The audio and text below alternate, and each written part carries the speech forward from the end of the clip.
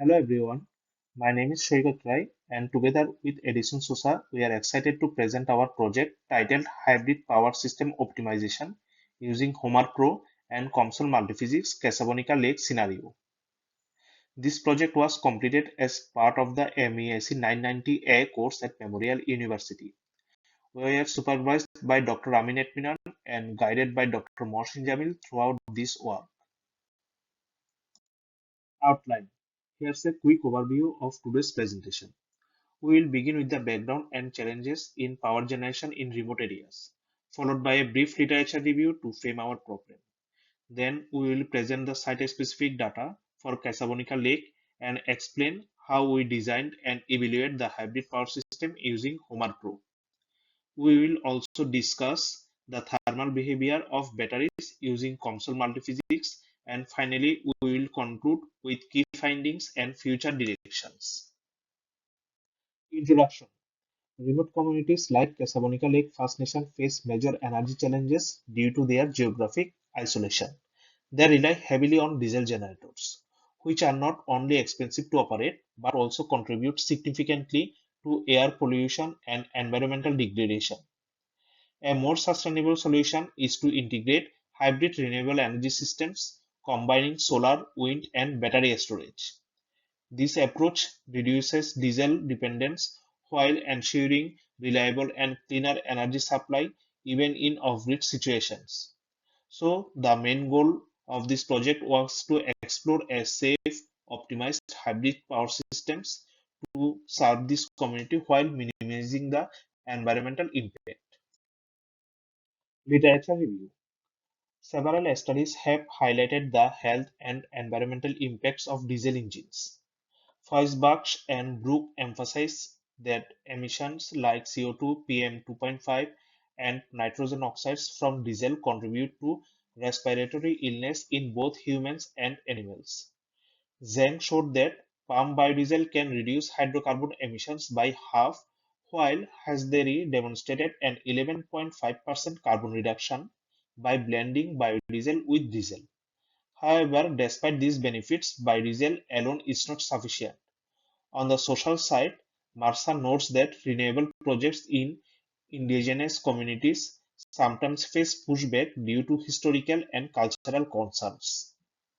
Pinto and Gates point out how diesel subsidies can make fossil fuels seem more financially viable in these regions.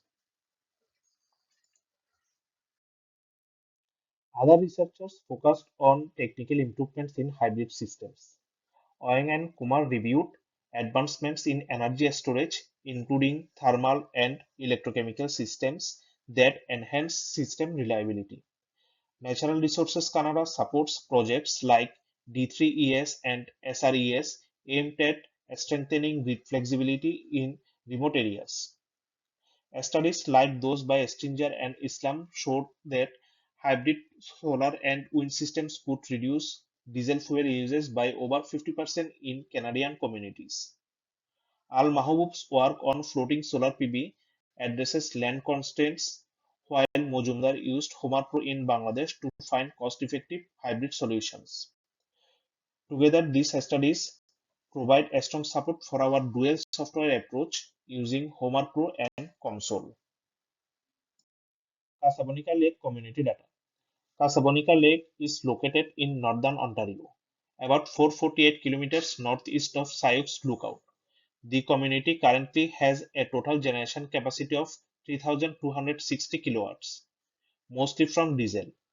The daily electricity demand is around 12.9 megawatt hours and with a winter peak demand of 900 kilowatt. Although they have installed some wind turbines and rooftop solar panels, the energy mix is still heavily fossil fuel dependent. This makes Kasabonika a primary candidate for a better, cleaner, and more reliable hybrid power system. Hybrid power system in Homer Pro. We used Homer Pro to simulate 25 different configurations of hybrid systems based on five main categories, ranging from diesel only to fully integrated hybrid setups. These are grouped into five main types. First, diesel generators only. Second, diesel, wind, and battery storage. Third, diesel, solar, and battery storage. Fourth, wind, solar, and battery storage. Five, full hybrid system that consists of diesel, solar, wind, and battery storages. Our objective was to identify the configuration that provides the best balance between cost, performance, and emissions. Homatro setup and optimization criteria. In Homatro, we configured our simulations with realistic financial and performance assumptions. We used a 25-year project lifetime, an 8% discount rate, and 2% inflation rate. We also set a minimum renewable contribution of 40% to reflect a meaningful shift away from diesel. The main performance indicators we focused on are net present cost and levelized cost of energy and renewable fraction. This allowed us to select the system that balanced long-term sustainability with practical implementations. Component specifications in Homatro. We selected components from actual market offerings to keep the static down rate in reality. For diesel generations, we used models from Cummins and Caterpillar. For wind turbines, we included turbines like Bargay XL10 and SWP25. The solar panels came from Canadian Solar and Longi. And for batteries, we modeled both lead acid and lithium ion types. These components are chosen for their compatibility with remote installations and real-world availability. Macro optimization result. Among all 25 scenarios, the best performing one was case 55. This setup included a 1000 kilowatt diesel generators, 26 wind turbines, 904 kilowatt of solar PV, and 868 lead acid batteries. This configuration achieved a net present cost of 16.7 million US dollars and an LCOE of $0.274 per kilowatt hour. The renewable fraction was nearly 50%, which means almost half of the community's electricity came from clean sources. Cost summary for case 55. Here you can see the financial breakdown of case 55. The capital investment was around $4.7 million and annual operating costs were under 1 million. With a total net present cost of 16.7 million, this system proves to be both cost efficient and technically robust, especially compared to full diesel or unbalanced hybrid systems. Energy performance for case 55. In terms of energy performance, the system produces around 5.4 million kilowatt hour annually. Wind contributed 32.6%, solar contributed 23.2%, and diesel generator is around 44%. This system has no unmet load and excess electricity was only around 9%, which is acceptable. This also shows the hybrid system design was not just economical, it was also technically sound and capable of meeting the community's needs for the year round. Lithium ion battery for our project. We used lithium ion batteries in the second part of the study for a few important reasons. First, they offer higher energy density and are more compact, ideal for remote installations. Although they are more expensive than lead acid batteries, they are widely used in modern hybrid systems because of their efficiency and reliability. In our setup, batteries act as backup, not primary sources, so lithium ion makes sense here. To address safety concerns like overheating, we analyzed their thermal behavior in COMSOL Multiphysics to ensure safe use under expected conditions. Lithium-ion battery performance versus lead-acid battery performance in Homer 2. To compare performance, we replaced the lead-acid batteries in case 55 with lithium-ion ones. The result showed slightly better efficiency, but the net present cost jumped to nearly $21 million. Interestingly, the renewable fraction dropped due to reduced need for excess renewables. This highlights a trade-off. Lithium-ion batteries are more efficient but also more costly and their role in the system must be carefully considered. This is the end of my part. Now my partner Edison will continue the rest of the presentation. In this part, it is important to address that the thermal management of the batteries is a critical issue for safety and efficiency, especially during the discharging process. For this part of the study, we used COMSOL Multiphysics. The software was used to perform a thermal analysis of our selected battery technology, which is the Maxam's lithium-ion 9000 milliamp hour batteries. The main focus of the analysis was to understand the temperature distribution across the battery pack during operation. This was a key to ensure that system safety and preventing overheating. To do a proper design of our battery pack in COMSOL Multiphysics, it's important to understand the configuration of our battery pack. In this case, the Maxam's battery pack comes in a 6S2P configuration. This means that it is built with 6 cells in series distributed in 2 groups that are also connected in parallel. That's what 6S2P means. The geometry and battery parameters were defined in the software as stated by the manufacturer to achieve accurate results, that is, battery parameters and geometry parameters. It's important to keep in mind that the Maxam's lithium-ion batteries are built either in 18650 geometry or 21700 geometry. By default, COMSOL uses the second one, so we used the 21700 geometry. Thermal analysis showed that the inner cells of the battery pack experienced the highest temperatures.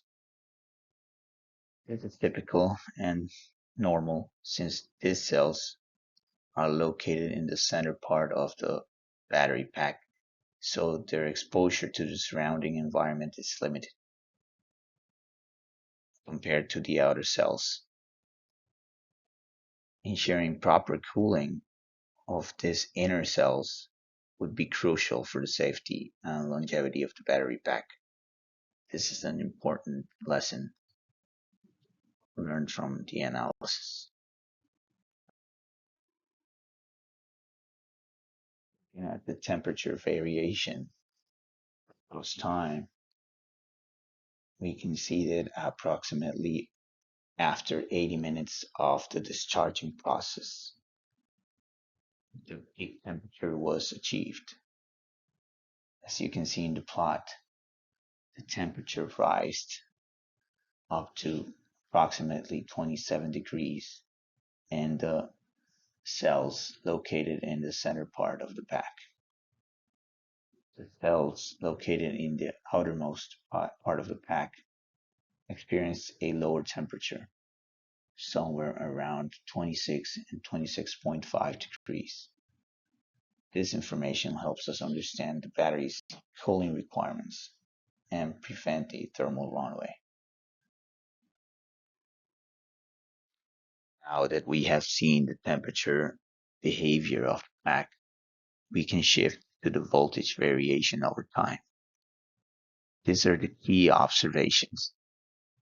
The plot can be divided in 3 phases. For the initial phase, first 5 minutes approximately, the voltage decreased rapidly.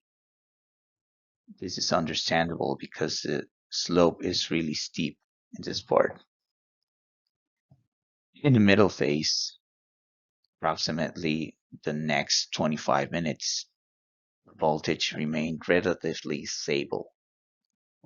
Slope flattened a lot, and it can be seen in the plot that voltage almost didn't change.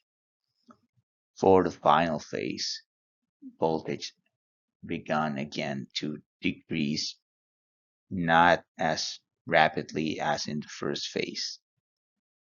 This happened after 30 minutes of the discharging process. In total, the voltage dropped more than 11% to finish the battery's operation. This is highlighted under regular conditions of the lithium ion battery. Thermal analysis results are crucial to ensure battery safety and systems reliability overall. As we know, high temperatures in battery cells can lead to safety risks and, of course, shorter battery lifespan. So, in this case, once again, we used COMSOL to address this problem. We know that overheating is a common problem of lithium ion batteries.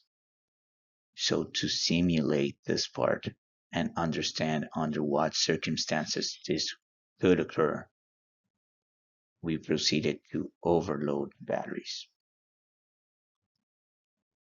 We must remember that under rated conditions, we already showed that no overheating was produced. As you can see in the plot, after increasing the load by 600%, the temperature of the inner cells reached over 85 degrees.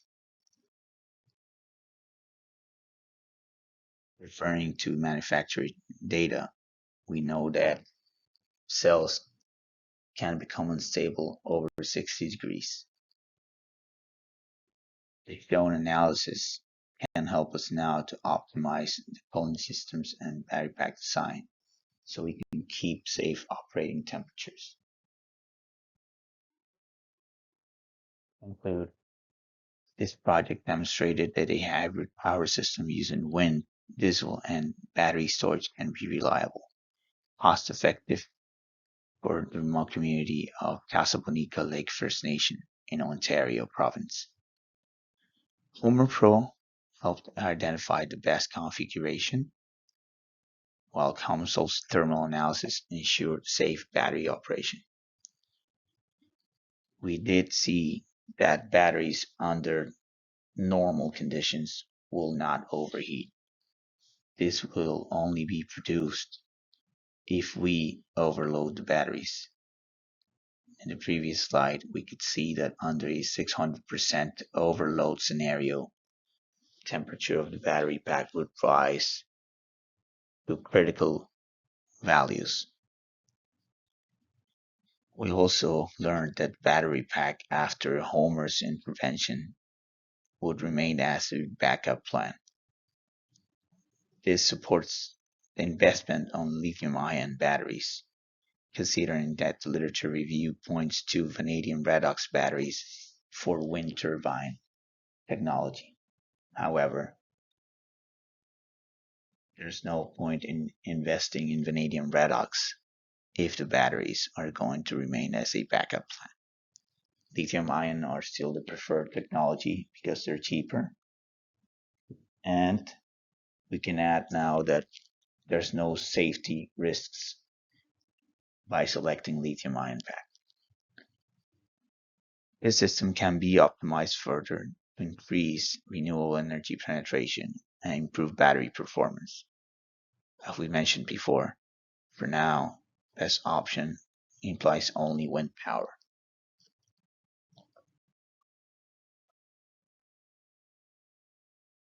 Thanks for watching and listening to our presentation. Have a good day.